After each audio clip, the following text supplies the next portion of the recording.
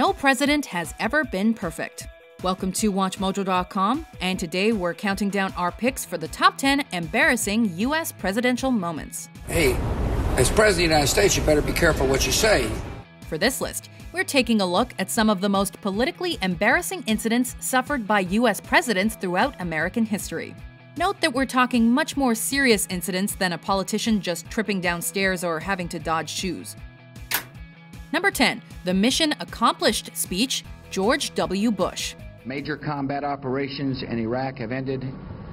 In the Battle of Iraq, the United States and our allies have prevailed. In what many deemed an expensive publicity stunt, President Bush landed on the USS Abraham Lincoln on an Air Force jet to announce the conclusion of major combat in the Iraq War. Bush then delivered a televised address in front of a banner that featured the words "Mission Accomplished." In this battle, we have fought for the cause of liberty and for the peace of the world. While Defense Secretary Donald Rumsfeld had hastily edited out any mention of Mission Accomplished from President Bush's speech, the image of that banner will forever be burned in the minds of citizens and the media alike. The mission was far from over, as the U.S. did not fully remove military personnel from Iraq until December 2011. I regret that, that sign was there. It was a sign aimed at the sailors on that ship. However, it conveyed a broader knowledge. Number 9. The Embargo Act, Thomas Jefferson. The American public was upset at Britain after the English forcibly took more than 10,000 American sailors in the Royal Navy, which blatantly disregarded America's international position as a neutral nation. Frustrated, President Jefferson approved the Embargo Act of 1807 to prevent all American exports abroad, thinking it would punish the European power. Instead, it failed miserably. Almost immediately, unemployment rose and port regions rapidly faced economic depression. The Embargo Act immediately disappeared with the end of Jefferson's presidency in 1809. Number 8. The internment of Japanese Americans, Franklin D. Roosevelt. When the Japanese attacked Pearl Harbor, our west coast became a potential combat zone. Living in that zone were more than 100,000 persons of Japanese ancestry. 2/3 of them American citizens, 1/3 aliens.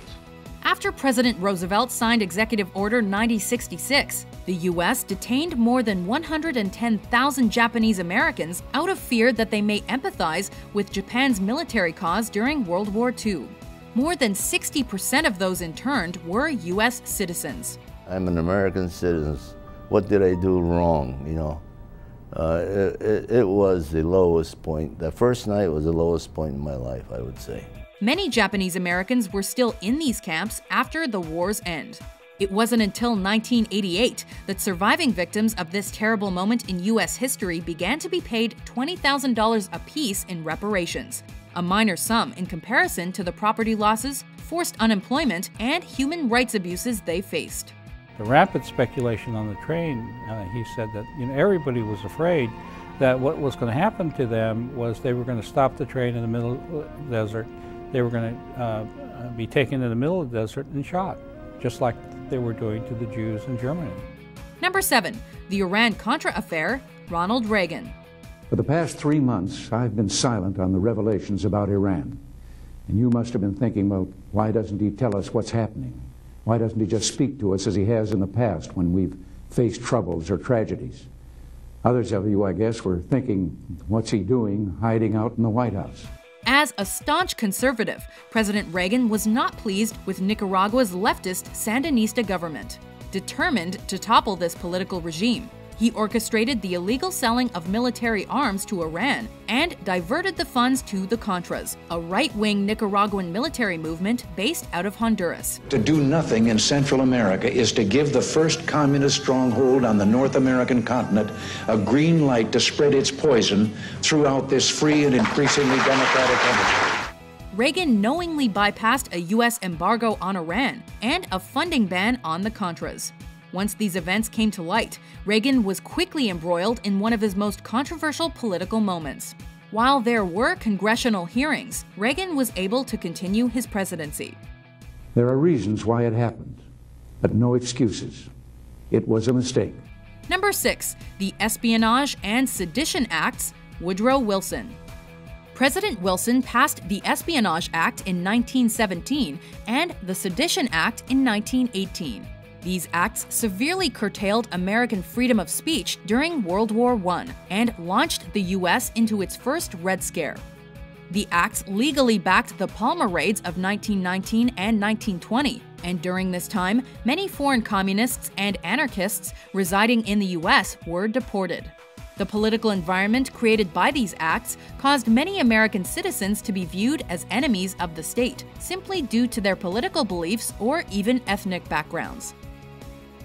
Number 5. The Lewinsky Scandal and Impeachment, Bill Clinton. I want you to listen to me. I'm going to say this again.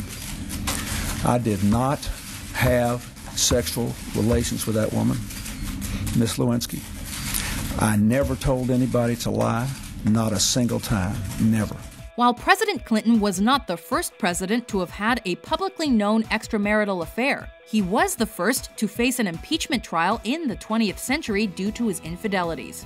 Clinton had an affair with White House intern Monica Lewinsky. There was this charismatic, powerful man who was standing there showing interest in me, and I was attracted to him, and I think I was swept up, with the power of the presidency. Pentagon employee Linda Tripp secretly recorded her phone conversations with Lewinsky, wherein she revealed intimate details of the affair, and Tripp turned these tapes over to an independent counsel, which was already investigating Clinton on other matters.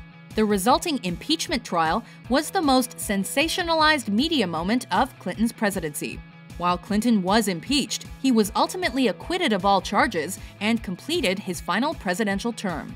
I ask you to turn away from the spectacle of the past 7 months, to repair the fabric of our national discourse, and to return our attention to all the challenges and all the promise of the next American century.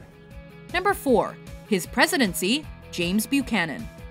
Many tend to view Buchanan as being the worst president in American history. Buchanan did little to lessen the rift between the North and South leading up to the American Civil War. He was more concerned with expanding the boundaries of the United States and seemed content with merely confining slavery to the states and newly absorbed territories that practiced it. Buchanan never ran for a second term and was succeeded by Abraham Lincoln. A month after he left office, the United States descended into civil war. That he could have made plain to both Northerners and Southerners the terrible character of the war that was approaching. And he did not. He presumably could not grasp it himself. Number 3. The Bay of Pigs invasion, John F. Kennedy. A nation of Cuba's size is less a threat to our survival than it is a base for subverting the survival of other free nations throughout the hemisphere. On April 17, 1961, the CIA backed a paramilitary force of anti-Castro Cuban expats intended to invade Cuba and overthrow Fidel Castro's left-wing communist government. But the insurgency failed miserably. While the plan was hatched under the Eisenhower administration, the newly elected JFK approved of its implementation during his presidency. Immediately after the failed invasion, Cuba more openly shifted their allegiance to the Soviet Union. Embarrassed and furious, Kennedy openly criticized the debacle and famously declared that he wanted to take the CIA and scatter it to the winds. The advantages of a police state, its use of mass terror and arrest to prevent the spread of free dissent, cannot be overlooked by those who expect the fall of every fanatic tyrant. Number 2. The Alien and Sedition Acts, John Adams. The President is hereby empowered to designate as alien enemies any citizens or subjects of hostile nations residing in the United States whose presence he regards as dangerous. After the French Revolution, the fledgling U.S. government shifted their international interests in favor of Britain. In retaliation, France started to seize American trader ships and rebuked the U.S. minister to France. Aggravated at what has become known as the Quasi-War, President Adams signed 4 bills into law that suppressed political dissidents and threatened deportation of foreigners not aligned with U.S. policy. And the Alien and Sedition Acts were 4 laws that essentially prevented people from criticizing the government. The acts fiercely divided American politics, and ultimately Adams was not reelected for a second term. If you're gonna violate an amendment, don't violate the First Amendment. Before we get to our #1 most embarrassing presidential moment, here are some honorable, or in this case, dishonorable, mentions.